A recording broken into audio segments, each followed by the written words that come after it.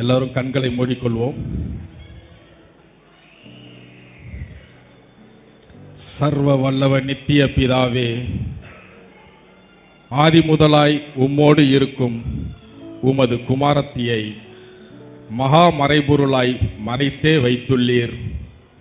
இப்பொழுதோ பிதாவே, வேலை வந்தது. உமது குமாரத்தியை மகிமைப்படுத்தும். நீர் உமது குமாரத்திக்கு தந்தரில் யாவருக்கும் அவள் நித்திய ஜீவனை கொடுக்கும் பொருட்டு மாம்சமான யாவர் மேலும் நீர் அவருக்கு அதிகாரம் கொடுத்தபடியே உம்முடைய குமாரத்தி உம்மை மகிமைப்படுத்தும்படிக்கு நீர் உம்முடைய குமாரத்தியை மகிமைப்படுத்தும். பூமியிலே உம்முடைய மகள் உம்மை மகிமைப்படுத்தினார்கள். மகள் செய்யும்படி நீர் அவர்களுக்கு நியமித்த வேலைகளை செய்து முடித்தார்கள். நித்திய பிதாவே, உலகம் உண்டாகிறதற்கு முன்னே உம்மிடத்தில் குமாரத்திக்கு உண்டாயிருந்த மகிமையினால் இப்பொழுது நீர் குமாரத்தியை உம்மிடத்தில் மகிமைப்படுத்தும். நீர் உலகத்தில் தேர்ந்தெடுத்து நேச மகளிடம் ஒப்படைத்த மனிதருக்கெல்லாம் உம்முடைய மகா பரிசுத்த நாமத்தை வெளிப்படுத்தினார்களே. இந்த மனிதர்கள் உம்முடையவர்களாய் இருந்தார்கள். இவர்கள் மகளுக்கு தந்தீர். இப்போது இவர்கள் நேச மகளின் வழியாக உம்முடைய வார்த்தையை பெற்று கொண்டிருக்கிறார்கள். நீர் நேச மகளுக்கு தந்தவிலெல்லாம் உம்மாலே உண்டாயினவென்று இப்பொழுது அறிந்திருக்கிறார்கள். நித்திய பிதாவே, நீர் நேச குமார்த்தியிடம் ஒப்படைத்த உமது வார்த்தையாகிய சுதனை அவர்கள் பத்திரமாய் பாதுகாத்து எங்களுக்கு தந்தார்களே. நாங்களும் அந்த வார்த்தையாகிய தேவனை ஏற்றுக்கொண்டு நேச குமாரத்தி இதயத்திலிருந்து புறப்பட்டு வந்தார்கள் என்று நிச்சயமாய் அறிந்து விசுவாசித்திருக்கிறோம். ஆகவே பிதாவே, இப்பொழுது வேலை வந்தது. இப்பொழுது குமாரத்தியை மகிமைப்படுத்தும். ஆமேன். அவர்களும் மகா சத்தமிட்டு, அடிக்கப்பட்ட ஆட்டுக்குட்டியானவர் வல்லமையையும் ஐஸ்வர்யத்தையும் ஞானத்தையும் பலத்தையும் பெற்றுக்கொள்ள பாத்திரராயிருக்கிறார் என்று சொன்னார்கள். அப்பொழுது வானத்திலும் பூமியிலும் பூமியின் கீழிருக்கிற சிருஷ்டிகள் யாவும் சமுத்திரத்தில் உள்ளவைகளும் அவற்றுள்ளடங்கிய வஸ்துக்கள் யாவும் சிங்காசனத்தின் மேல் வீற்றிருக்கிறவருக்கும் ஆட்டுக்குட்டியானவருக்கும் ஸ்தோத்திரமும் கனமும் மகிமையும் வல்லமையும் சதா காலங்களிலும் உண்டாவதாக என்று சொல்ல கேட்டேன். அதற்கு 4 ஜீவன்களும் ஆமேன் என்று சொல்லின. 24 மூப்பர்களும் வணக்கமாய் விழுந்து சதா காலங்களிலும் உயிரோடு இருக்கிறவரை தொழுது கொண்டார்கள். ஆமேன். லூக்காஸ் 1:38. மரியாளோ, இதோ ஆண்டவருடைய அடிமை, உமது வார்த்தையின்படியே எனக்கு ஆகட்டும் என்றாள். என்றதும் வானதூதர் அவளிடமிருந்து அகன்றார். இந்த வசனத்தை நம்ம எல்லாரும் கேட்டிருப்போம், நிறைய முறை கேட்டிருப்போம். முக்கியமாக திருவருகை காலங்களில் கேட்டிருப்போம். கபிரியேல் வானதூதர் மரியாளுக்கு மங்கள வார்த்தை சொல்லும்போது கடைசியாக மரியாள் கொடுத்த பதில். ஸோ இந்த ஒரு வசனத்தை தான் நம்ம இன்னைக்கு தியானிக்க போகிறோம். இது உள்ளுக்க ஒளிஞ்சிருக்கிற தேவ ரகசியங்களை ஆண்டவருடைய கிருபையினால் நம்ம இன்னைக்கு தெரிஞ்சுக்க போகிறோம். இந்த வார்த்தை, மரியாள் சொன்ன இந்த வார்த்தை, இதை வச்சு நம்ம லைஃப்பில் நமக்கு ஏதாவது நன்மை கிடைக்குமா, நன்மை அடைஞ்சிக்க முடியுமா அப்படிங்கிறத பார்க்க போகிறோம். நான் ஒரு சில விஷயங்களை பழைய ஏற்பாட்டில் இருந்தும் புதிய ஏற்பாட்டில் இருந்தும் எடுத்து மாற்றி மாற்றி உங்களுக்கு சொல்கிறேன். அதே மாதிரி நம்மளுடைய பரிசுத்த ஆவியானவர் நமக்கு கொடுத்துருக்கிற வரங்களில் காட்சி வரம் அப்படின்னு ஒன்று இருக்குது. அந்த காட்சி வரங்களில் எத்தனை விதமான வகைகள் இருக்குது, அது எப்படி ஒர்க் ஆகுது அப்படிங்கிற ஒரு விஷயத்தையும் உங்களுக்கு சொல்லி கொடுத்துட்டு அப்படியே நம்ம இந்த டாபிக் உள்ள போவோம். அதுவும் இதுக்கு ரிலேட்டடானது, அதுதான் உங்களுக்கு சொல்லித்தரலான் இருக்கிறேன். உங்களில் நிறைய பேர் பரிசுத்தாவியை வாங்கினவங்க, பரிசுத்தாவியின் கொடைகளை வாங்கினவங்க. பரிசுத்த ஆவியானவர் நிறைய கொடைகள் தருவார். அந்த நிறைய கொடைகளில் ஒரு கொடை தான் வந்து காட்சி வரம் அப்படிங்கிற ஒரு வரம். நிறைய பேர் உங்களுக்கு தெரிஞ்சிருக்கும். தெரியாதவங்களுக்கு நான் இப்போ சொல்கிறது வந்து இப்படி தான் இருக்குது அப்படிங்கிறத நீங்கள் தெரிஞ்சுக்கங்க, அதுக்காக உங்களுக்கு சொல்கிறேன். ஸோ இந்த காட்சி வரம் அப்படிங்கிறதுல வந்து 2 விதமாக சொல்லலாம். அது எப்படின்னா, கண்ணை திறந்துக்கிட்டே பார்க்குறது காட்சி ஒன்று இருக்குது, கண்ணை மூடிட்டு பார்க்குற காட்சி வரம் இருக்குது. கடவுள் நமக்கு ஏதாவது ஒரு விஷயத்தை சொல்கிறாரு இல்லைன்னா காமிக்க விரும்புகிறாரு அப்படின்னாக்கும், கண்ணை நம்ம ப்ரேயர் பண்ணிட்டு இருக்கும்போது கண்ணை மூடி இருக்கும்போது அது அப்படியே காட்சியாக அப்படியே கண்ணுக்கு முன்னாடி வரும்.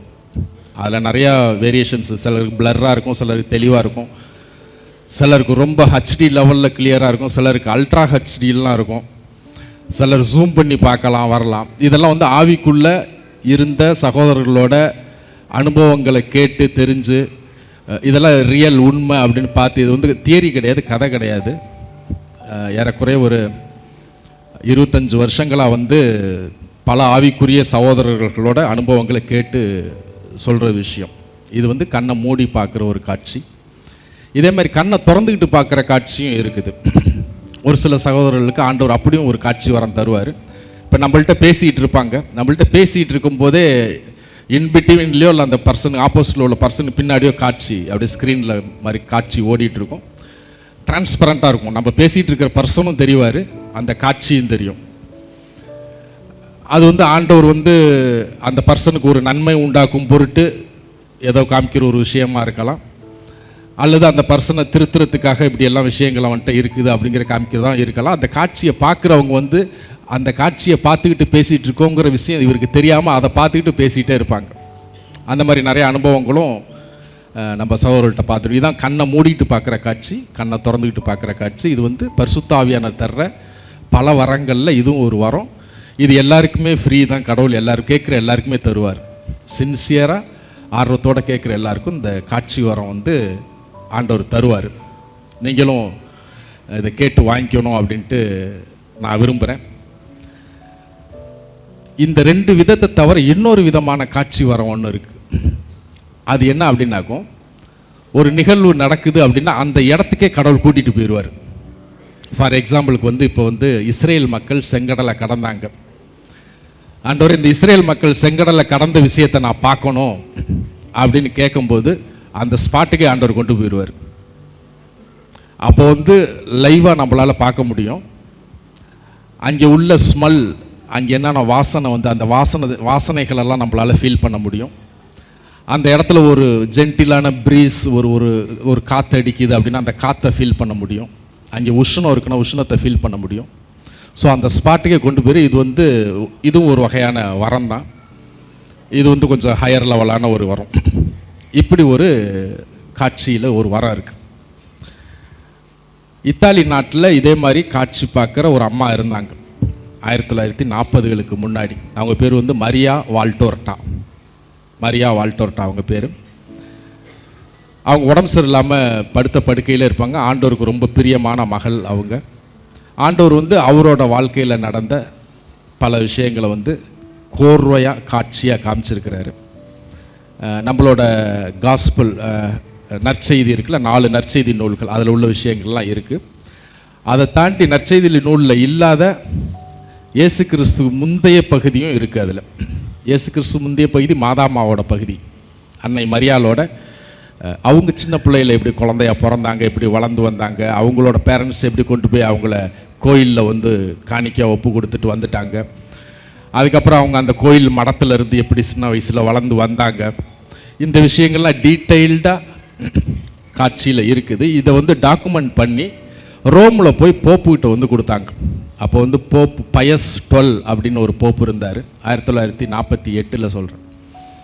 அப்போ போப்பு வந்து அதெல்லாம் படித்து பார்த்துட்டு இதில் என்ன இருக்கோ இதை வந்து அப்படியே வெளியிடுங்க அப்படின்னு சொன்னார். இந்த டாக்குமெண்ட்டில் உள்ளது, இந்த காட்சிகளில் என்ன இருக்கோ இதை அப்படியே வெளியிடுங்க. அதை படித்து பார்க்குற மக்கள் வந்து அவங்க உள்ளத்தில் ஆண்டவர் பேசுவார். அவங்களே இதை எடுத்துக்கிறதா ரிஜெக்ட் பண்ணுறதான்னு அவங்களே முடிவு பண்ணிக்கிட்டோம். ஆனால் இதில் உள்ளதை அப்படியே வெளியிடுங்கள் அப்படின்னு சொன்னார் 1948 போப் பயஸ் 12. ஸோ அது புத்தகமாக பல லாங்குவேஜஸில் வந்திருக்கு, 10,000 மொழிகளுக்கு மேலே வந்திருக்குங்கிறாங்க. தமிழ்லையும் வந்திருக்கு, தமிழில் புக்காக வந்திருக்குது. பல வால்யூம்ஸ் இருக்குது. அதில் ஃபஸ்ட்டு வால்யூம் வந்து கடவுள் மனிதனின் காவியம் அப்படின்னு, அதான் டைட்டில். அந்த புக்கோட பேர் வந்து கடவுள் மனிதனின் காவியம். ஆத்தர் பேர் வந்து மரியா வால்டோர்ட்டா, இத்தாலியில் இருந்த ஒரு அம்மா. ஸோ அந்த புக்கில் உள்ள ஒரு சில விஷயங்களையும் நம்ம காஸ்பிளில் அதே விஷயங்கள் நம்ம லூக்கா நற்செய்தியில் என்ன இருக்குது, இந்த விஷயங்களையும் நான் இப்போ உங்களுக்கு கம்பேர் பண்ணி சொல்ல போகிறேன். ஏன்னா லூக்கா நற்செய்தியில் தானே இது வருது, இதோ உம்முடைய அடிமை. அதில் லூக்கா நற்செய்தியில் பைபிளில் என்ன இருக்குது, அதே விஷயம் அந்த மரியா வால்டோர்ட்டாங்கிறவங்க அவங்க காட்சியில் லைவில் போய் பார்த்துட்டு வந்ததில் அதில் என்ன இருக்குது, ரெண்டையும் கம்பேர் பண்ணி சொல்லிகிட்டே வருவேன். ஸோ இப்போ நம்ம ஆரம்பிக்கும் போது ஃபஸ்ட்டு என்ன பார்க்க போகிறோம்னா ஆதியாகமம் 18வது அதிகாரத்திலேருந்து பார்க்க போகிறோம். ஏன்னா மரியாளுக்கு வந்து மங்கள வார்த்தை சொன்னது வந்து ஒரு ஏஞ்சல், ஒரு வானதூதர், கப்ரியேல் வானதூதர், இதெல்லாம் நமக்கு தெரியும். ஸோ ஏஞ்சல்ஸ் வந்து எப்பயுமே மனிதர்களை வந்து பார்ப்பாங்க. அப்படி பார்க்கும்போது அந்த மனிதர்கள் எப்படி ஏஞ்சல்கிட்ட ரியாக்ட் பண்ணுவாங்க அப்படிங்கிற ஒரு 4 எக்ஸாம்பிளில் நம்ம பார்ப்போம். அது ஃபஸ்ட்டு வந்து ஆதியாகமம் 18 1-2 வசனங்கள் பார்க்குறோம். இது என்னன்னாக்கா ஆபிரகாமை பார்க்க 3 ஏஞ்சல்ஸ் வருவாங்க. அப்போ ஆபிரகாம் எப்படி ரியாக்ட் பண்ணார் அப்படிங்கிறது தான். ஆதியாகமம் 18:1 பின்பு கடவுள் மம்மிரே பள்ளத்தாக்கில் ஆபிரகாமுக்கு தோன்றினார். அந்நேரம் வெப்பம் மிகுந்த உச்சிப்பகல் வேலையானதால் அவர் கூடார வாயிலில் உட்கார்ந்திருந்தார். திடீரென்று அவர் கண்களை ஏறெடுத்து பார்க்கையில் 3 மனிதர் தம் அருகில் நிற்க கண்டார். அவர்களை கண்டவுடனே அவர் கூடார வாயிலை விட்டு அவர்களுக்கு எதிர்கொண்டோடி குப்புற விழுந்து வணங்குறார். ஸோ மனிதர் உருவத்தில் ஏஞ்சல்ஸ் 3 பேர் வராங்க ஆபிரகாமை மீட் பண்ண. இந்த கதையெல்லாம் உங்களுக்கு நமக்கு தெரிஞ்சிருக்கும். அவங்க எதுக்கு வந்தாங்கன்னா ஆபிரகாமை பார்த்து பேசிட்டு சோதோம் கொமோராவுக்கு போகிறாங்க, சோதோம் கொமோராவை அழிக்கிறதுக்கு. ஸோ அவங்க சோதோம் கொமோரா அழிக்க போகும்போது ஆபிரகாம் ரெக்கமெண்ட் பண்ணிட்டு ஒரு 50 பேர் இருந்து அழிக்காம விட்டுருவீங்களா, ஒரு 40 பேர் இருந்து அழிக்காம விட்டுருவீங்களா, ஒரு 30 பேர், ஒரு 20 பேர், ஒரு 10 பேர் அப்படிங்க வருவார். ஸோ ஆண்டவர் வந்து ஆபிரகாம் கேட்க சரி ஒரு 10 பேர் இருந்து அழிக்காம விட்டுரு, இதெல்லாம் நம்ம படிச்சிருப்போம். ஸோ அவங்கள ஃபஸ்ட்டு மீட் பண்ணுற சீன் தான் இது. இதை இன்னும் கண்டினியூவாக படித்து பார்த்தீங்கன்னா வெயிட் பண்ணுங்கள், உங்கள் பாதங்கள் ஒரு தண்ணி கொண்டாந்து தரேன், கொஞ்சம் சமைக்கிறேன், சாப்பிட்டுட்டு ஓய்வு எடுத்துகிட்டு போங்க, இந்த சீன்லாம் ஒரு பார்த்துருப்போம். ஸோ இப்போ இது மெயின் என்னன்னா ஆபிரகாம் வந்து அவர் தான் தந்தை இஸ்ரேல் மக்களுக்கு, ஒரு பெரிய மனுஷன், பெரிய சொத்துக்காரரு, அரசர்களுக்கே காசு கொடுக்குற அளவு சொத்துக்காரரு, அவ்வளோ பெரிய மனுஷன். ஏஞ்சலை பார்த்தாக்க என்ன பண்ணுறது, சாஷ்டாங்கமாக குப்புற விழுந்து வணங்குறாரு. இது ஒன்று மைண்டில் வச்சுக்கோங்க. இதோட தொடர்ச்சியாக வந்து 2 ஏஞ்சல்ஸ் வந்து ஆபிரகாம்கிட்ட பேசி முடிச்சுட்டு எங்கே போவாங்க, சோதோம் கொமோரா போவாங்க. அங்கே லோத்து இருப்பார். லோத்தும் வந்து அவரை பார்த்ததும் முகங்குப்புற விழுந்து வணங்குவார் அந்த 2 ஏஞ்சல்ஸையும். ஆதியாகமம் 19:1வது வசனத்தில் இருக்குது, மாலை வேளையில் ஆண்டவரின் தூதர் 2 சோதோமுக்கு வந்தனர். அப்பொழுது லோத் நகரின் தலைவாயிலில் உட்கார்ந்திருந்தான். அவன் அவர்களை கண்டவுடன் எழுந்து அவர்களுக்கு எதிர்கொண்டு சென்று முகம் குப்புற விழுந்து வணக்கம் புரிந்தான். ஸோ ஒரு ஏஞ்சலை பார்க்கும்போது மனிதனோட கண்டிஷன் அதுதான், சாஷ்டாங்கமாக விழுந்து வணங்குவாங்க. இது ஒரு எக்ஸாம்பிள். அடுத்து வந்து தோபியாஸ் கதை. தோபியாஸில் வந்து நமக்கு தெரியும், தோபித்து வந்து ஒரு ஊர்லேருந்து இன்னொரு ஊருக்கு போய் அவங்க அப்பா கொடுத்து வச்சுருந்த அந்த பணத்தை வந்து பொக்கிஷத்தை வாங்கிட்டு வரணும். அதுக்கு வந்து நடைப்பயணத்துக்கு யாராவது துணைக்கி கூட்டிகிட்டு போவாங்க. அப்படி ஒரு சிஸ்டம் இருந்துச்சு. நாங்கள் இந்த ஊருக்கு போகிறேன் போயிட்டு, ஏன்னா நடைப்பயணம் தான், வெஹிக்கிள்ஸ் கிட்ட நடந்து போயிட்டு வர்ற வரைக்கும் துணைக்கு வந்து யாராவது வாரீங்களா, அதை ஒரு வேலை மாதிரி செய்கிறதுக்கு அப்போல்லாம் ஆட்கள் இருந்தாங்க. இப்போல்லாம் வந்து இப்போ ரேப்பிடோ பைக் டாக்ஸி இருக்குது பார்த்தீங்களா, நான் இங்கேருந்து அவ்வளோ தூரம் போகணும், என்னை பைக்கில் கொண்டாந்து உரிய அவனை காசு தரேன் அப்படிமா, அதே மாதிரி பைக்கில் கொண்டு போய் விடுவாங்க, அதுக்கேற்ற காசுக்கு வாங்கிக்குவாங்க. அதே மாதிரி அந்த காலத்தில் நடந்து போகிறது துணைக்கு வர்றதுக்கு ஆட்கள் இருந்தாங்க, அதுக்கு சம்பளம் கொடுப்பாங்க. ஸோ அவங்க அப்பா சொன்னது மாதிரியே போய் ஒரு இளைஞரை பார்க்குறாரு. இளைஞரை பார்த்துட்டு அந்த ஊருக்கு போகிறாங்க. போய் அங்கே அவருக்கு ஒரு திருமணம் நடக்குது. அப்புறம் இவங்க அப்பா கொடுத்த சொத்தை வாங்கிட்டு வராங்க, வீட்டுக்கு வந்து சேர்ந்துடுறாங்க சேஃப்டியாக. அது வரைக்கும் அந்த இளைஞர் கூடவே இருக்கிறார். அப்போ அவங்க அப்பாவும் பையனும், உனக்கு துணைக்கு வந்தவருக்கு வந்து நீ வாங்கிட்டு வந்ததில் பாதி காசை கொடுத்துருவோம், நம்ம பேசினோட நிறையா சம்பளம் கொடுப்போம், உன்னை சேஃப்டியாக கொண்டு வந்திருக்காரு, 2வது உன்னை கல்யாணம் பண்ணி கொண்டாந்துருக்கிறாரு, சொத்தையும் மீட்டு கொண்டாந்துருக்கிறாரு, அதனால் நிறையா சம்பளம் பாதியை கொடுத்துருவோம் அப்படின்னு கூப்பிட்டு அவரை கூப்பிட்டு சம்பளம் கொடுக்க வருவாங்க. அப்போ அந்த இளைஞர் சொல்கிறாரு, நான் மனுஷன் கிடையாது, நான் வந்து கடவுள் திருமுனையில் நிற்கிற வானதூதர் ரஃபாயல் அப்படின்னு சொல்லுவார். அப்போ அப்பாவும் பையனும் வந்து பாதத்தில் விழுந்துருவாங்க. அந்த சீன் தான் வந்து தோபியாஸ் 12 14 15 16 இருக்கு பாருங்க. அப்போ அந்த ரஃபாயல் தூதர் பேசுகிறாரு. இப்பொழுதோ உமக்கு நலம் அளிக்கவும் உம் மகனின் மனைவி சாராளை பேய் நின்று விடுதலையாக்கவும் நான் கடவுளால் அனுப்பப்பட்டுள்ளேன். ஏனெனில் நான் ஆண்டவரின் திருமுன் நிற்கும் 7 வானவர்களில் ஒருவன், என் பெயர் ரஃபாயல் என்றார்.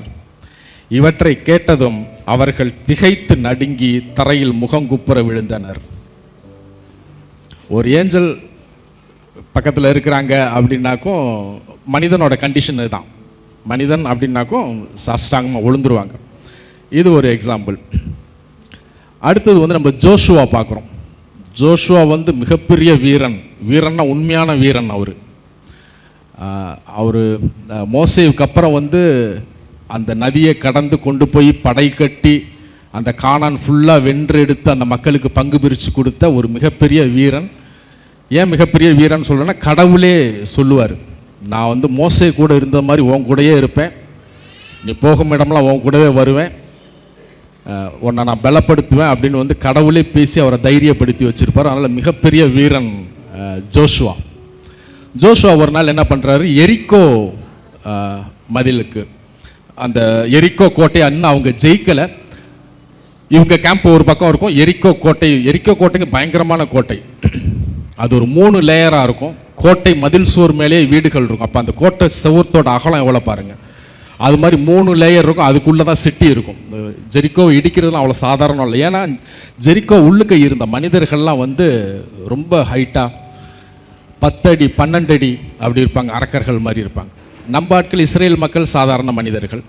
ஸோ இவங்க போய் அவங்கள ஜெயிக்கிறது சாதாரண விஷயம் இல்லை. கடவுள் நான் சொல்கிற வரைக்கும் வெயிட் பண்ணி கேம்ப் அடித்து வெளியில் இருப்பாங்க. ஒரு நாள் நின்று வெயிட் பண்ணி அந்த கோட்டையை அப்படியே ஆச்சரியம் பார்த்துட்டு இருப்பார். அந்த கோட்டைக்கு வெளியில் வந்து ஒரு சோல்ஜர் போர்வாலை உருவி நிற்பார்.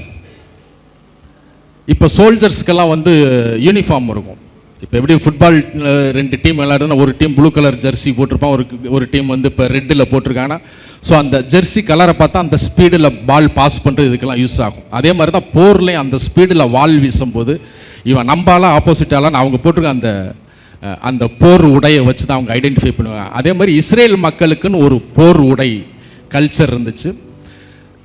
அவங்களுக்கும் அந்த ஜெரிக்கோ உள்ளுக்க இருக்கிற அந்த ஆப்போசிட் பார்ட்டிக்கு ஒரு போர் உடை ட்ரெஸ் இருந்துச்சு. இப்போ இவர் நின்று பார்க்கும்போது அங்கே 12 அடி ஹைட்டில் ஒரு ஆள் நிற்கிறான். ஆனால் அவன் போட்டிருக்க ட்ரெஸ்ஸு வந்து இஸ்ரேல் மக்களோட போர் ட்ரெஸ்ஸு. ஜோஷுவா பார்த்துட்டு நம்ம ஆளுங்க யாரும் இவ்வளோ பெரிய சைஸ் இல்லை, ஆனால் ட்ரெஸ்ஸு வந்து நம்ம ஆளுங்க போடுற ட்ரெஸ்ஸு, சரி என்னன்னு போய் கேட்டுருவோம் அப்படின்னு துணிச்சலாக நேரில் போகிறார். பக்கத்துலேயே போகிறாரு. பக்கத்தில் போய் நீ எங்காலா அவங்காலா அப்படின்னு கேட்குறாரு. ஏன்னா இவர் கன்ஃபியூஸ் பண்ண ட்ரெஸ்ஸு, நாங்கள் எங்கள் ட்ரெஸ்ஸு போட்டிருக்கான், ஆனால் வந்து ஆள் வந்து சைஸ் அவங்க ஆள் மாதிரி இருக்கானே அப்படின்ட்டு போய் பக்கத்தில் போய் கேட்குறேன், நீ எங்காலா அவங்காலாங்கும் போது அந்த வாழை உருவி நிற்கிற அந்த சோல்ஜர் சொல்கிறாரு, நான் வந்து கடவுளோட படையில் இருக்கிற படைத்தளபதி அப்படின்னு சொல்கிறாரு. சொன்னதுமே டக்குன்னு நம்பாள் சாஸ்திரம் பாதத்தில் விழுந்துடுறாரு. ஏன்னா வந்திருந்தது ஏஞ்சல். ஸோ இந்த நிகழ்வு எங்கே இருக்குன்னாக்கும் நமக்கு ஜோஷுவா 5 இருக்கு. ஜோஷுவா 5வது அதிகாரத்தில் 13, 14, 15 வசனத்தில், மேலும் ஜோசுவா எரிக்கோவுக்கு வெளியே இருந்தபோது ஒரு நாள் தன் கண்களை ஏறெடுத்து பார்க்க, இதோ ஒருவர் உருவிய வாளை கையில் ஏந்தியவராய் தனக்கு முன்பு நிற்க கண்டார். யோசுவா அருகில் சென்று, நீர் யார்? எம்மவரை சார்ந்தவரா, என் எதிரிகளை சார்ந்தவரா என்று கேட்டார். அதற்கு அவர், அல்ல, நான் ஆண்டவருடைய படைத்தலைவராய் இப்பொழுது வந்துள்ளோம் என்றார். அதை கேட்டு ஜோசுவா தரையில் முகங்குப்புற விழுந்து பணிந்து அவரை பார்த்து, என் ஆண்டவரே, தம் ஊழியருக்கு சொல்லுவது என்ன என்று கேட்டார். அதற்கு அவர், உன் மிதியடிகளை கலட்டி போடு, நீர் நிற்கிற இடம் மிகவும் பரிசுத்தமானது என்றார். ஜோசுவா அப்படியே செய்தார். எவ்வளோ பெரிய வீரனாக இருந்தாலும் அவங்க ஏஞ்சல்னு தெரிஞ்சுட்டா மெழுகு உருகிற மாதிரி உருகிடுவாங்க மனிதர்கள். எவ்வளோ பெரிய பணக்காரனாக இருந்தாலும் ஆபிரகாம் மாதிரி, அரசருக்கு நிகரான எவ்வளோ பெரிய மனிதனாக இருந்தாலும் அவங்க ஏஞ்சல்னு தெரிஞ்ச சாஸ்டாக விழுந்துருவாங்க. இதுதான் வந்து மனிதர்களுக்கும் ஏஞ்சல்களுக்கும் உள்ள ஒரு கம்பேரிசன். ஏன்னா கடவுள் வந்து ஏஞ்சலோட சற்று குறைவாக தான் மனுஷனை படைச்சிருக்காங்க. அந்த ஏஞ்சல் வந்து சாதாரண ஏஞ்சலாக இருந்தாலும் சரி, அதிதூதராக இருந்தாலும் சரி, அவங்க வந்து அவங்களுக்கு முன்னாடி நின்றுக்கிட்டுலாம் பேச முடியாது.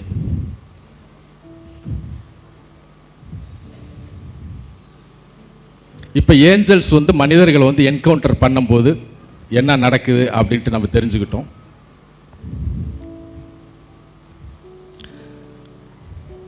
இப்போ நான் உங்களுக்கு வந்து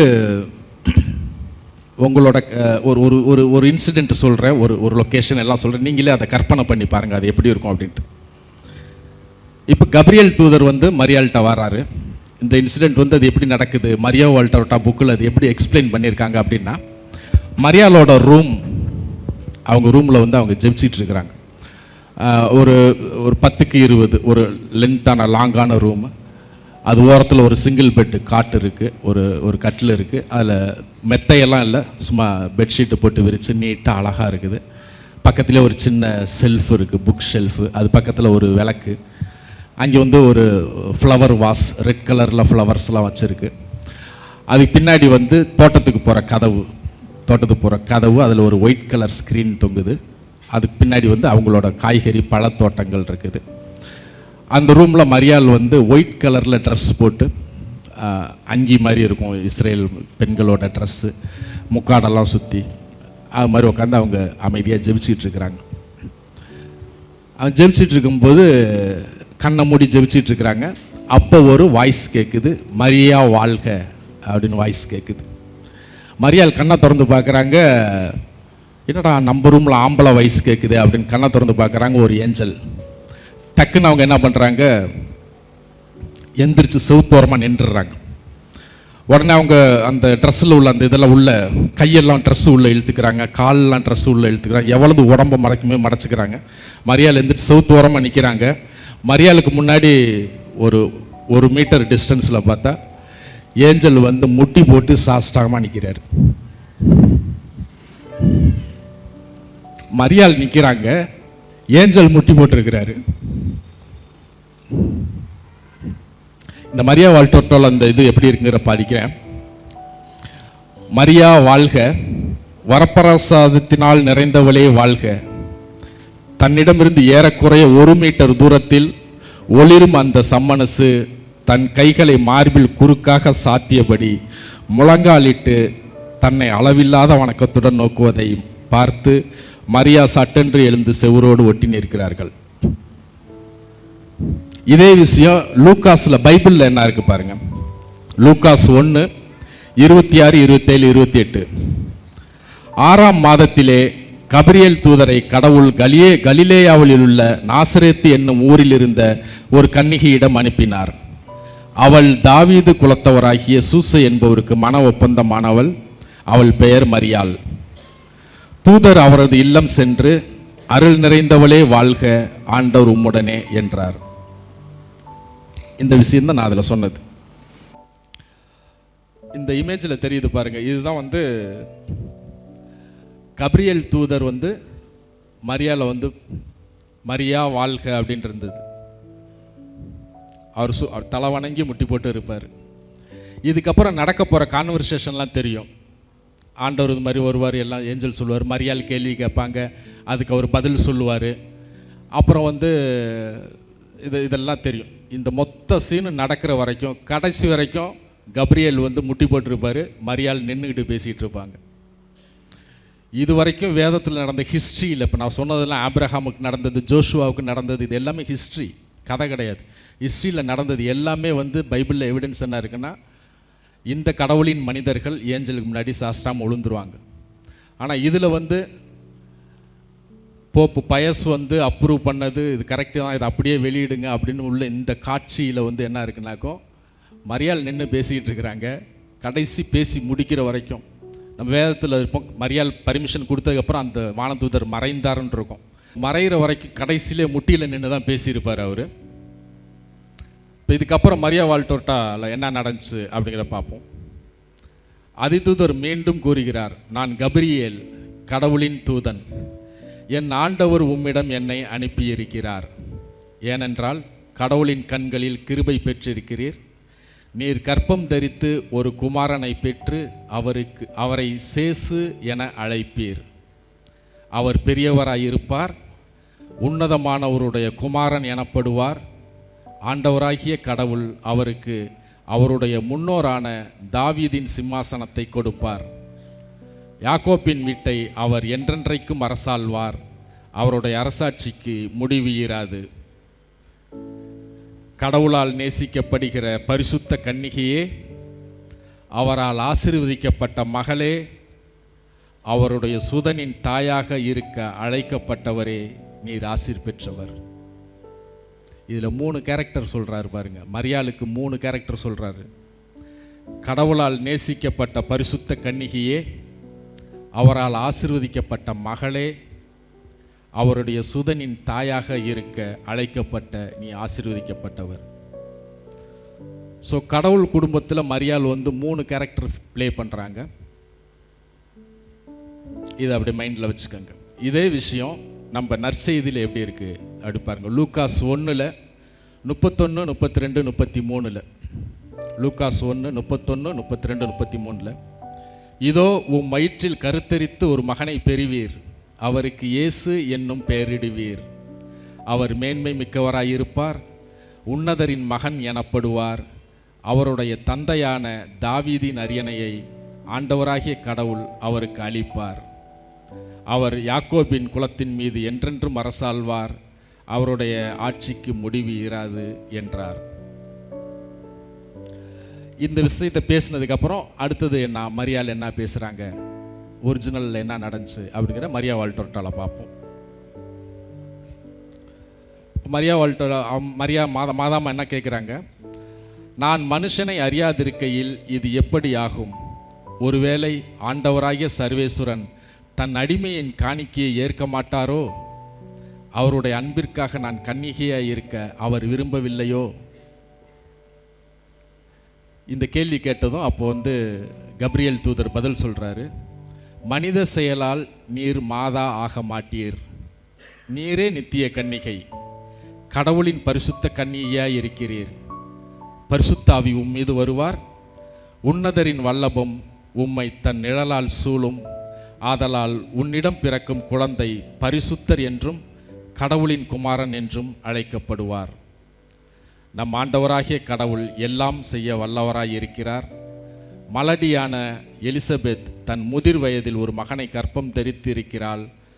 வரப்பிரசாதத்தால் நிறைந்துள்ள மரியாயே, ஆண்டவருக்கு அசாத்தியமானது எதுவுமில்லை அப்படின்னு கப்ரியேல் தூதர் சொல்கிறார். ஸோ இந்த மரியா வால்டர்ட்டா அப்படின்னு டைட்டில் போட்டு இதில் போடுற இந்த விஷயங்கள்லாம் அங்கே ஒரிஜினலில் நடந்த அந்த கான்வர்சேஷன் டைலாக்ஸ். ஸோ இந்த விஷயம் நம்ம நற்செய்தியில் எப்படி எழுதப்பட்டிருக்கு லூக்காவில் அப்படின்னு பார்த்தா, லூக்காஸ் 1 34 35 36 37. மரியாள் தூதரிடம், இது எங்ஙனமாகும், நானோ கணவனை அறியேனே என்றாள். அதற்கு வானதூதர், பரிசுத்தாவி உம்மீது வருவார், உன்னதரின் வல்லமை உன்மேல் நிழலிடும். ஆதலால் பிறக்கும் திருக்குழந்தை கடவுளுடைய மகன் எனப்படும். இதோ உம் உறவினனான எலிசபெத்தும் முதிர்ந்த வயதில் ஒரு மகனை கருத்தரித்திருக்கிறாள். மலடி எனப்படும் அவளுக்கு இது 6ஆம் மாதம், ஏனெனில் கடவுளால் ஆகாதது ஒன்றுமில்லை. பெருசாக எந்த மாற்றமே இல்லை. நம்ம நற்செய்தி நூலில் என்ன எழுதப்பட்டிருக்குதோ அதுதான் அங்கே நடந்ததை காட்சியில் பார்த்தவங்களும் எழுதியிருக்கிறாங்க. அவங்களுக்குள்ளே நடந்த கான்வர்சேஷனாக என்ன நமக்கு எக்ஸ்ட்ரா கிடைக்குதுனாக்கும் விஷுவல்ஸ்.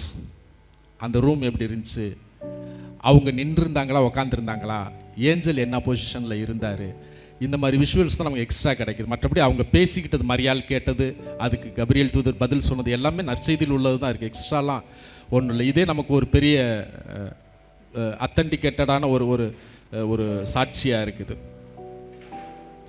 ஸோ இது இதாகிடுது. மரியாளை பொறுத்த வரைக்கும் சின்ன வயசுலேயே கொண்டு போய் கோயிலில் விட்டுறாங்க கன்னிகையாக இருக்கிறதுக்கு. அதுக்கப்புறம் அவங்க அப்பா அம்மா இறந்தது கூட அவங்க போக முடியாது. அவங்க கோயிலே கன்னிகையாக வளர்ந்தவங்க.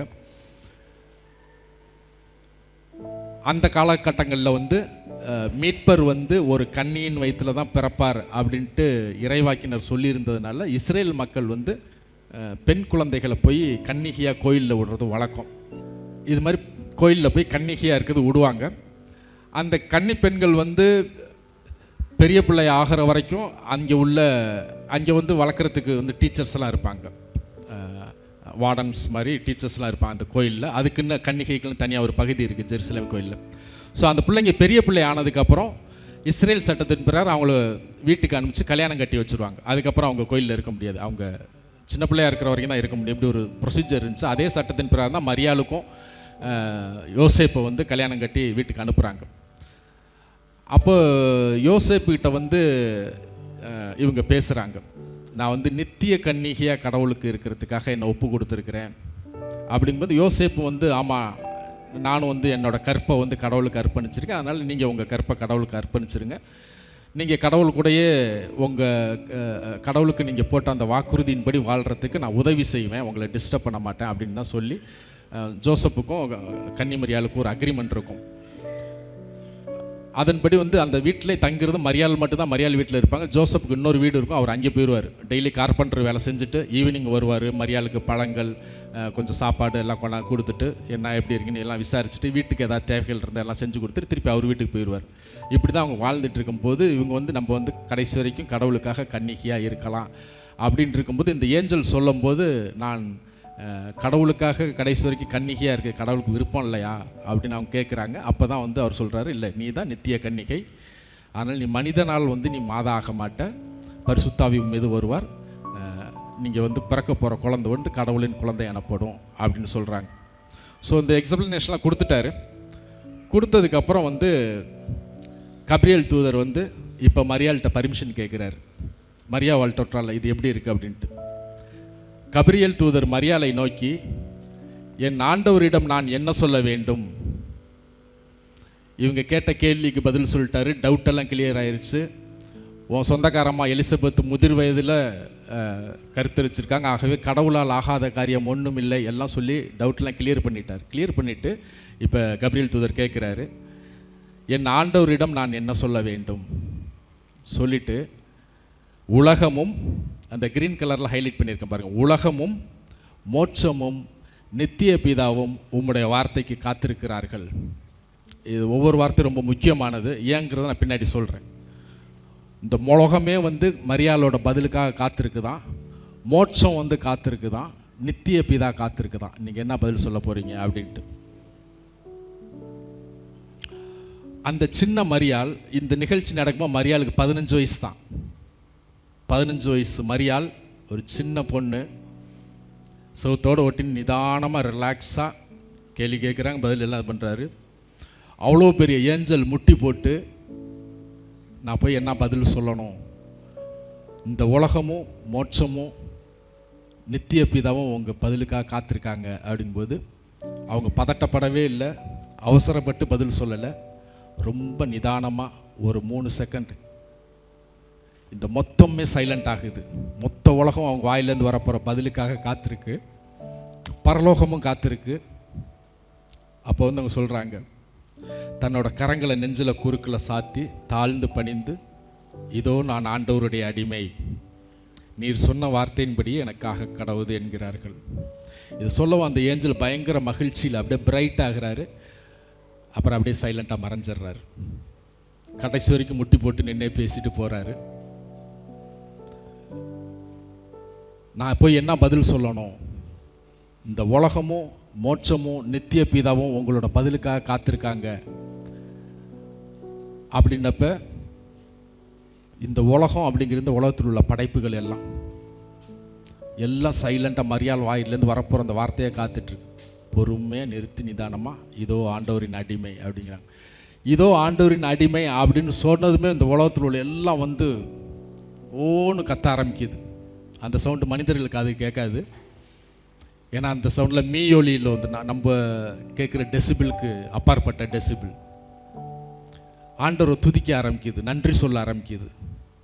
எது மரஞ்செடியுடிகள், விலங்குகள், ஊர்வன, மீன்கள், பரப்பன எல்லாம் ஆண்டவர் நன்றி சொல்லுது. ஏன் இதுங்க ஏன் ஆண்டவருக்கு நன்றி சொல்லணும்? மோட்சம் வந்து சந்தோஷத்தில் அங்கே கொண்டாடுது அந்த இதோ உம்முடைய அடிமை அப்படிங்கிற அந்த வார்த்தையினால். ஒருவேளை மரியாள் இதோ உம்முடைய அடிமைன்னு சொல்லாமல், சரி நீங்கள் சொன்னபடி நடக்கட்டும் அப்படின்னு சொல்லியிருந்தாலும் எல்லாரும் சந்தோஷப்பட்டிருப்பாங்க. ஆனால் மரியாள் அதுக்கு முன்னாடி ஒரு வார்த்தை வைக்கிறாங்க, இதோ உம்முடைய அடிமை.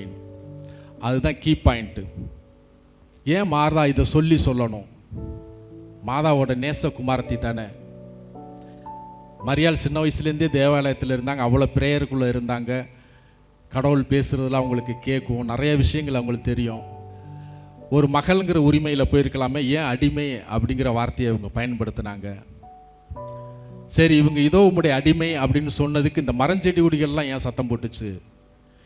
சரி, இந்த மரஞ்செடி கொடிலாம் சத்தம் போட்டுச்சு, நன்றி சொன்னுச்சு, கடவுளை பொழுது, அதுக்கு எவிடன்ஸ் எல்லாம் வந்து எங்கே இருக்குது அப்படின்னு வேதத்திலே வச்சிருக்கிறாங்க. இசையாஸில் வந்து நம்ம ஆண்டவர் பாடுபடுவார்ல, அது வந்து துயருற்ற மனிதன் அப்படின்னு இருக்கும். நேற்று ஃபுல்லாக நீங்கள் அதான் கேட்டிருப்பீங்க. அவருக்கு பார்க்கக்கூடிய உருவம் இல்லை,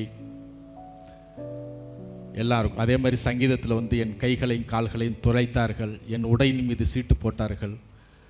இதெல்லாம் பாடும்போது 700 வருஷம் கழித்து தான் இயேசுனார் வர்றார். 700 வருஷத்துக்கு அப்புறம் நடக்க போகிற விஷயங்களை முன்னாடியே சொன்னாங்க. அதே மாதிரி ஒரு சங்கீதம் இருக்குது, அது இந்த ஒரு வார்த்தை நடக்கும்போது இந்த உலகத்தில் உள்ள எல்லாம் கடவுளை புகழும் அப்படின்னு ஒரு சங்கீதம் இருக்குது.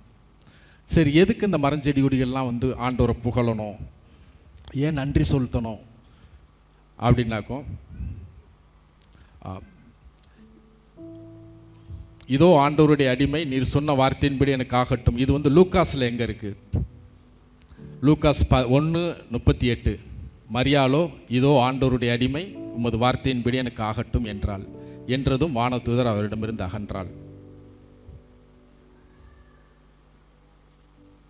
ஸோ கடைசி வரைக்கும் இந்த ஏஞ்சல் இப்படி தான் நின்னார், அந்த இமேஜில் உள்ள மாதிரி நின்றுட்டு அப்படியே சந்தோஷமாக மறைஞ்சிடுறார். ஒரு மனித பெண் நம்ம நினச்சிக்கிட்டு இருக்கிறோம் மரியாள். அவங்க நின்று பேசுகிறாங்க, அவர் முட்டி போட்டு தாழ்ச்சியோடு பேசிட்டு போகிறார். ஆனால் மித்த மனிதர்களுக்கு என்ன நடந்துச்சு நம்ம முன்னாடி தொடக்கத்திலே பார்த்தோம். எதுக்கு இந்த மரஞ்செடிகள் இதெல்லாம் வந்து இதாகுது அப்படின்னாக்கும், ஆண்டவர் படைக்கும் போது ஒவ்வொரு இதில் படைக்கிறாரு. இப்போ வந்து பறவைகள்லாம் எங்கேருந்து படைச்சார்? பறவைகளில் நீர்த்திரல்லேருந்து ஆக்சுவலாக படைக்கிறார். ஆதியாகமம் 1:20 இருக்குது பாருங்கள். ஆதியாகமம் 1:20. மனுஷனை வந்து மண்ணிலிருந்து படைச்சாருன்னு தெரியும். ஆதியாகமம் 1:20, மேலும் கடவுள் அசைந்து உலாவும் உயிரினங்களையும் பூமியின் மேலே பரமண்டல வான்வெளியில் பறைந்து திரியும் பறவைகளையும் நீர்த்திரள் பிறப்பிக்க கடவுது என்றார். அப்பொழுது கடவுள் திமிங்கலங்களையும் உயிரும் அசைவும் உடையவனாய் நீர்த்திரளில் உற்பத்தியாகி வகை வகையான பிராணிகள் விதவிதமான பறவைகள் எல்லாவற்றையும் படைத்தார். கடவுள் அதுவும் நல்லதென்று கண்டார். ஸோ நீர்த்திரலிருந்து பறவைகளை படைக்கிறாரு. அடுத்தது வந்து விலங்குகளை வந்து பூமி மண்ணிலேருந்து படைக்கிறாரு. அதே ஆதியாகமம் 1:24-25. பின் கடவுள் பல வகையான உயிரினங்களையும் வீட்டு விலங்குகளையும் ஊர்வன காட்டு விலங்குகளையும் பூமியை பிறப்பிக்க கடவுது என்றார். அப்படியே ஆயிற்று. அப்போது கடவுள் பலவகை காட்டு விலங்குகளையும் வீட்டு விலங்குகளையும் பூமியின் மீது ஊர்வன யாவற்றையும் படைத்தார். கடவுள் அதுவும் நல்லதென்று கண்டார். இப்போ இதெல்லாம் படைச்சிடுறாரு. கடைசி ஆதாம் ஏவாளை படைக்கிறாரு. ஆதாம் ஏவாளை படைச்சிட்டு அவங்கள ஆசீர்வதித்து இதெல்லாம் ஆண்டுக்கங்கன்னு சொல்கிறார். ஆதியாகமம் 1:28 கடவுள் அவர்களை ஆசீர்வதித்து, நீங்கள் பலுகி பொருவி பூமியை நிரப்புங்கள், அதனை கீழ்ப்படுத்துங்கள், கடல் மீன்களையும் வானத்து பறவைகளையும் பூமியின் மீது அசைந்து உலாவும் உயிரினங்கள் அனைத்தையும் ஆண்டு கொள்ளுங்கள் என்றார். ஸோ எல்லா அதிகாரத்தையும் மனுஷன்ட்ட கொடுக்குறார். நீர்த்திரல்லேருந்து பறவைகள் மீன்கள்லாம் படைக்கிறாரு. மண்ணிலிருந்து விலங்குகள், வீட்டு விலங்குகள், காட்டு விலங்குகள் எல்லாம் படைக்கிறாரு, ஊர்வன எல்லாம். அப்புறம் ஏற்கனவே வந்து மண் வந்து அதன் இனத்தின்படியே விதைகை தரக்கூடிய மரஞ்செடி கொடிகள்லாம் முளைப்பிக்க கடவுள்னு சொன்னார். அதுக்கு முன்னாடி உள்ளது. ஸோ இது எல்லாத்தையும் படைச்சிட்டு மொத்தத்தையும் ஆதாம் ஏவாள்கிட்ட கொண்டாங்க கொடுத்து அவங்கள ஆசீர்வதித்து, நீங்கள் பலுகி பெருகி பூமியை நிரப்பி அதனை கீழ்ப்படுத்துங்கள். ஃபுல் கண்ட்ரோலையும் மனிதன் கையில் கொடுக்குறாரு. கடல் மீன்கள், வானத்து பறவைகள், பூமியின் மீது அசைந்து உலாவும் உயிரினங்கள் அனைத்தையும் ஆண்டு கொள்ளுங்கள்னு சொல்கிறாரு. இப்போ கண்ட்ரோல் எல்லாம் எங்கே இருக்குது? மனிதன் கையில், ஆதாம் ஏவாள் கையில் இருக்குது. ஆனால் அவங்க பாவம் செஞ்சிட்றாங்க, அதெல்லாம் நமக்கு தெரியும். அப்போ ஆண்டவர் என்ன சொல்கிறாரு? பூமி உன் பொருட்டு சபிக்கப்பட்டிருக்கும்ன்றார். ஆதியாகமம் 3:17 சொல்கிறார் பாருங்க. பின் கடவுள் ஆதாமை நோக்கி, நீ உன் மனைவியின் சொல்லுக்கு செவி சாய்த்து உண்ண வேண்டாம் என்று நாம் விலக்கி இருந்த மரத்தின் கனியை தின்றதினாலே உன் பொருட்டு பூமி சபிக்கப்பட்டிருக்கும். ஆதாம் பாவம் செஞ்சதுனால பூமி சபிக்கப்பட்டிருக்கும்னா பூமியில் உள்ள கடலும் சபிக்கப்பட்டிருக்கும், பூமியில் உள்ள கடலில் உள்ள எல்லா மீன்கள் உயிரினங்களும் சபிக்கப்பட்டிருக்கும், அந்த இதுலேருந்து உருவாக்கின பறவைகள் எல்லாம் சபிக்கப்பட்டிருக்கும், மரஞ்செடிகள் எல்லாம் சபிக்கப்பட்டிருக்கும். ஆகவே பூமி இனிமேல் உனக்கு வந்து முள்ளை முளைக்கும். பூமியில் அதுக்கு முன்னாடி கடவுள் படைச்சப்போ முள் செடி எதுவுமே, முள் செடியோ முள் மரமோ கிடையாது. அந்த சாபத்தின் வெளிப்பாடாக தான் முள்ளெல்லாம் முளைக்க ஆரம்பிச்சது. ஸோ இப்போ வந்து மொத்தமே மாட்டிக்கிச்சு. மொத்த படைப்பு நமக்கு மீட்பு வராதா அப்படின்னு ஆயிரம் வருஷமாக காத்துக்கிட்டு இருந்தது. மரியாள் வாயிலேருந்து வரப்போகிற அந்த ஒரு வார்த்தைக்காக காத்துக்கிட்டே இருந்துச்சு. ஏன்னா இதெல்லாம் வந்து மாட்டிக்கிட்டு இருக்கு அடிமைத்தனத்தில். அப்போ மரியாள் இதோ உம்முடைய அடிமைன்னு சொல்லாமல் எல்லாம் கத்த ஆரம்பிச்சிருச்சு. அதுதான் சங்கீதம் 148. அல்லேலூயா, வானத்தில் நின்று ஆண்டவரை புகழுங்கள், உன்னதத்தில் நின்று அவரை போற்றுங்கள். ஆண்டவர் தம் தூதர்களே அவரை புகழுங்கள், அவருடைய படைகளே நீங்கள் எல்லோரும் அவரை போற்றுங்கள்.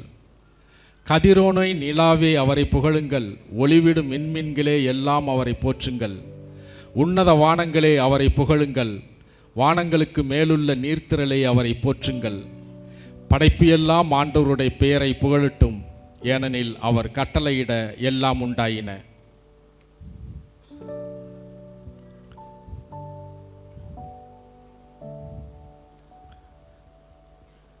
அவை என்றென்றும் எக்காலத்துக்கும் நிலைத்திருக்க செய்தவர் அவரே. அவர் கொடுத்த கட்டளையை அவர் மீறுவதில்லை.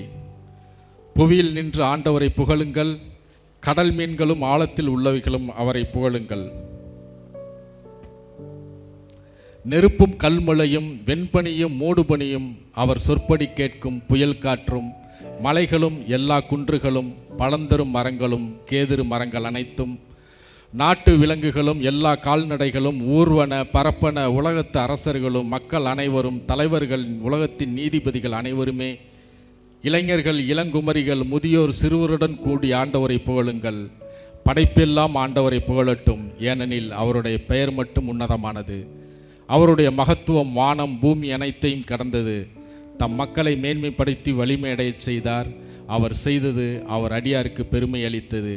அவருடைய புனிதர்கள் அனைவரும் போற்றப்படுக. அவரை அண்மித்துள்ள இஸ்ரேல் மக்களுக்கு பெருமை அளித்தது. அல்லேலூயா. இந்த சங்கீதம் வந்து இந்த எல்லா படைப்புகளும் கடவுளை புகழுங்கன்னு 700 வருஷத்துக்கு முன்னாடியே சொல்லி வச்சுருந்தது. இந்த பாயிண்டில் இதுங்க எல்லாம் புகழ ஆரம்பிச்சது. இதுதான் வந்து இப்போ நடக்குது. இப்போ நம்ம வந்து இந்த அடிமை அப்படிங்கிற வார்த்தை கொஞ்சம் டீட்டெயிலாக பார்க்க போகிறோம். மரியாள் வந்து இதோ நான் கடவுளின் அடிமைன்னு சொன்னாங்க, உம்முடைய சித்தத்தின்படியே நடக்கட்டும்னாங்க. நம்ம வந்து ஆக்சுவலாக யாருக்கு அடிமையாக இருக்கோம் அப்படின்னா, நம்மளாம் பாவத்துக்கு அடிமையாக இருக்கிறோம். யோவான் 8:34 சொல்கிறாரு, இயேசுவோ மறுமொழியாக கூறினார், உண்மையிலும் உண்மையாக உங்களுக்கு சொல்லுகிறேன், பாவம் செய்கிற எவனும் பாவத்திற்கு அடிமை.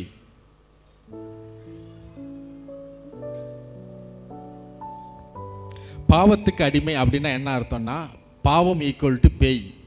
இது வந்து ஒரு மறைமுகமான சட்டத்தில் வச்சுருப்பார் ஆண்டவர். என்னென்னா, பாவம் பிணம் எங்கேயோ கழுகுகள் அங்கே அப்படின்னு ஒரு சட்டம் இருக்குது.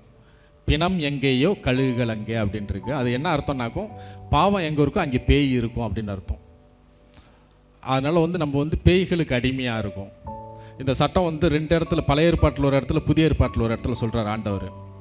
யோபு 39:30 சொல்கிறாரு, பிணம் எங்கே பிணம் உண்டோ அங்கே கழுகு கூடும் அப்படிங்கிறாரு. லூக்காஸ் 17:36 பிணம் எங்கேயோ அங்கேயே கழுகுகள் கூடும். ஒரே சட்டம் தான், பழைய ஏற்பாட்டிலையும் சொல்கிறாங்க, புதிய ஏற்பாட்டிலையும் சொல்கிறாங்க. இதோட அர்த்தம் அதுதான், பாவம் எங்கே இருக்கோ அங்கே பேய் இருக்கும்.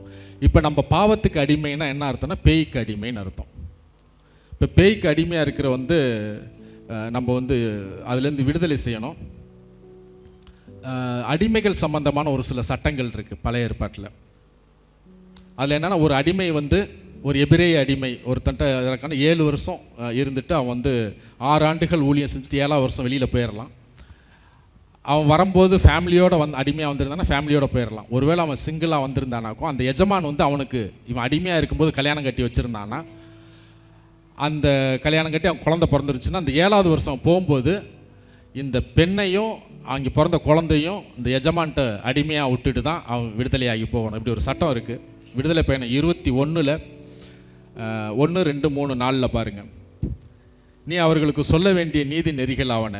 எபிரேய அடிமை ஒருவனை நீ விலைக்கு வாங்கினால் அவன் உனக்கு 6 ஆண்டுகள் ஊழியம் செய்து 7ஆம் ஆண்டிலே ஒன்றும் கொடாமல் விடுதலை பெறுவான். அவன் வந்த ஆடையோடு செல்ல கடவான். அவன் திருமணமானவனாய் வந்தால் அவன் மனைவியும் அவனோடு போக கடவள்.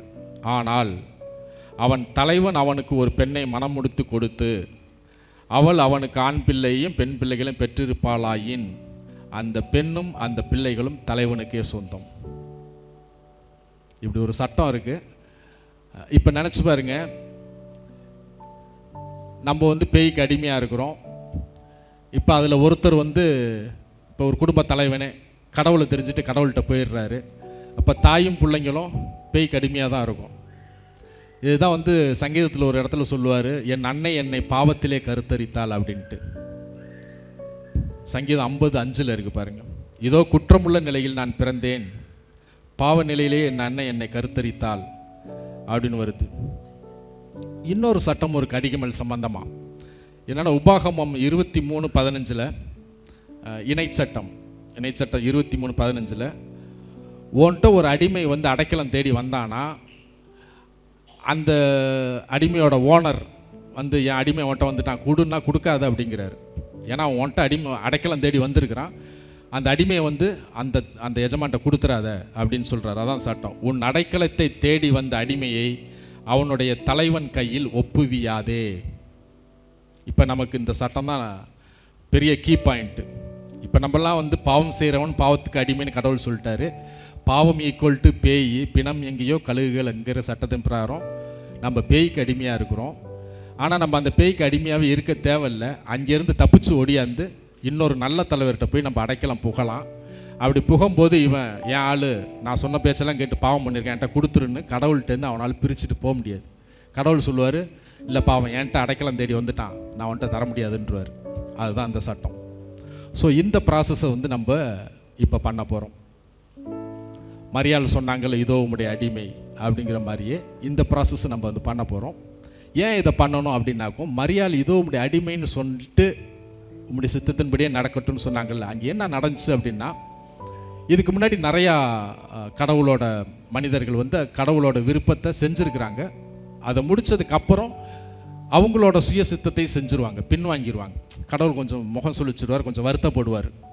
நிறையா கேரக்டர்ஸ், இப்போ சிம்சோன் கதை உங்களுக்கு தெரிஞ்சிருக்கும், விழுந்து போயிருப்பாங்க. அதுக்கப்புறம் இப்போ தாவீது, அதுக்கப்புறம் அவங்க ரெக்கன்சைல் ஆகி கடவுளோட ஒப்புரவாகி வந்திருப்பாங்க. பட் கடவுளை ஒரு பாயிண்டில் மனசு நோக செய்கிறாங்கல்ல, அந்த மாதிரி விஷயங்கள் வரிசையாக நடந்துருக்கும் யாரை எடுத்துக்கிட்டாலும்.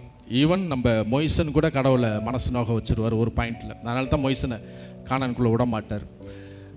ஆனால் மரியாள் இது மாதிரி எதுவுமே நடக்கக்கூடாது, 100% கடவுளோட சித்தம் மட்டும் நடக்கணும் அப்படிங்கிறதுக்காக தான் ஒரு பெரிய மதில் சுவர் மாதிரி இதோ உங்களுடைய அடிமைன்னு தூக்கி முன்னாடி வைக்கிறாங்க.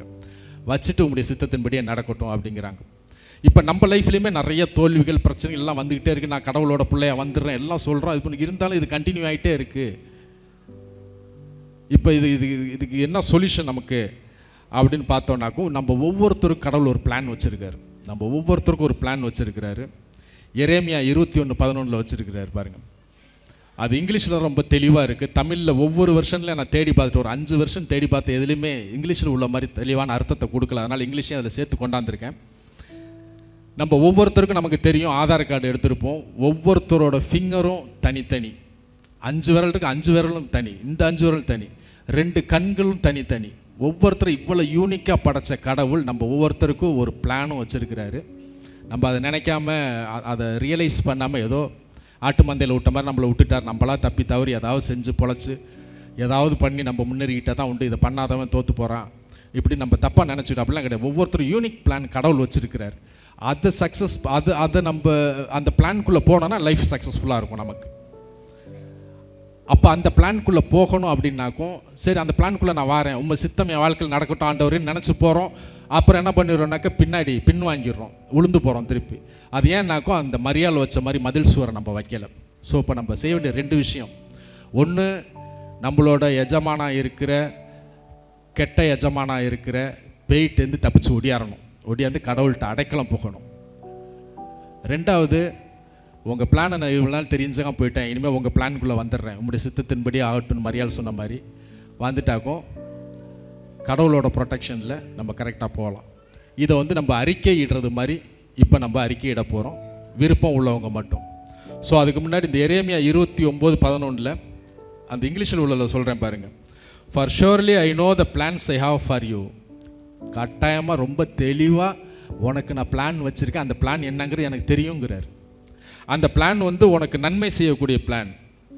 பிளான்ஸ் ஃபார் யுவர் வெல்ஃபேர், உனக்கு நன்மை செய்யக்கூடிய பிளான். நாட் ஃபார் ஹாம், உன்னை வந்து துன்பப்படுத்தாது, உன்னை காயப்படுத்தாது. நான் உனக்கு வச்சுருக்க பிளான். ஆனால் நம்ம இஷ்டத்துக்கு நம்ம வாழ்ந்தோன்னா நம்மளை அது துன்பப்படுத்தும், காயப்படுத்தும். Plans for your welfare, not for your harm, to give you future with hope. ஒரு நம்பிக்கைக்குரிய எதிர்காலத்தை தருது. அந்த மாதிரி ஒரு பிளான் வச்சுருக்கேன். இப்போ வரைக்கும் நமக்கு யாருக்குமே வந்து நாளைக்கு என்ன நடக்குன்னு தெரியும், ஃப்யூச்சரில் என்ன நடக்குன்னு தெரியும். பட் நம்ம கற்பனை வச்சுருப்போம், பிளான் வச்சுருப்போம், அந்த நோக்கி நம்ம போவோம். பட் கன்ஃபார்மாக நமக்கு தெரியாது.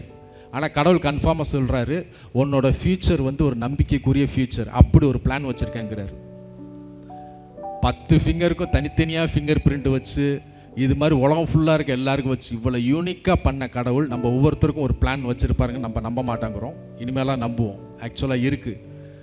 அப்போ அந்த பிளானில் கொண்டு போய் என்னை சக்ஸஸ் பண்ணுங்க அப்படின்னாக்கோ, முன்னாடி இருந்த நீதி தலைவர்கள் மாதிரி இப்போதைக்கு இதை மட்டும் செஞ்சுட்டு அதுக்கப்புறம் என் விருப்பத்தை நான் வாழ்ந்துக்கிறேன்னு விழுந்து போயிடாமல், மரியாள் மாதிரி இதோ உடைய அடிமைன்னு ஒரு தடுப்பு சோறு வச்சு அந்த சித்தத்துக்குள்ளே போனாக்கும் இது சக்ஸஸ்ஃபுல்லாக இருக்கும். ஸோ இப்போ நம்ம ஃபைனல் பார்ட்டுக்கு வந்துட்டோம். யாராருக்கெல்லாம் விருப்பம் இருக்குதோ, சரி நானும் இதுக்குள்ளே வரேன் அப்படிங்கிற நம்ம செய்ய வேண்டிய 2 விஷயம் தான் அந்த டிஸ்பிளேயில் இருக்குது பாருங்கள். ஃபஸ்ட் பார்ட் வந்து போய் கடவுள்கிட்ட நம்ம வந்து அடைக்கலம் போகிறது. இதை எல்லோரும் நம்ம வாய் விட்டு டிக்ளேர் பண்ண போகிறோம். இப்போ நான் சொல்கிறேன், சொல்லுங்கள். செகண்ட் பார்ட் வந்து மரியாள் சொன்ன மாதிரி உங்களோட பிளான் என் வாழ்க்கையில் இனிமேல் நடக்கட்டும் அப்படிங்கிறது இது பண்ண போகிறோம். இந்த விஷயத்தை வந்து அறிக்கையிட போகிறோம். யாரெல்லாம் இதுக்கு ரெடியாக இருக்கீங்க? விருப்பம் உள்ளவங்க மட்டும் தான், கம்பல்சரிலாம் கிடையாது, எல்லாருமே இருக்கீங்க. சரி, சந்தோஷம். நன்றி ஆண்டவரே. நான் சொல்கிறேன். ஃபஸ்ட் அந்த பிளாக்கில் உள்ளது, ஆண்டவரே நான் உம்மிடம் அடைக்கலம் தேடி வருகிறேன் அப்படிங்கிற நான் சொல்கிறேன். சொன்னோன்னு நீங்கள் சொல்லுங்கள். அதுக்கப்புறம் வந்து இதோ நான் உம்முடைய அடிமை, உம்முடைய சித்தத்தின்படியே என் வாழ்வு அமையட்டும் அப்படின்னு சொல்கிறேன். அதை பார்த்துட்டு அதை நீங்கள் பார்த்து கூட படிக்கலாம். நீங்கள் அப்படியே நான் சொன்னதுக்கப்புறம் செகண்ட் டைம் சொல்லுங்கள். ஆண்டவரே நான் உம்மிடம் அடைக்கலம் தேடி வருகிறேன், இதோ நான் உம்முடைய அடிமை, உம்முடைய சித்தத்தின்படியே என் வாழ்வு அமையட்டும்.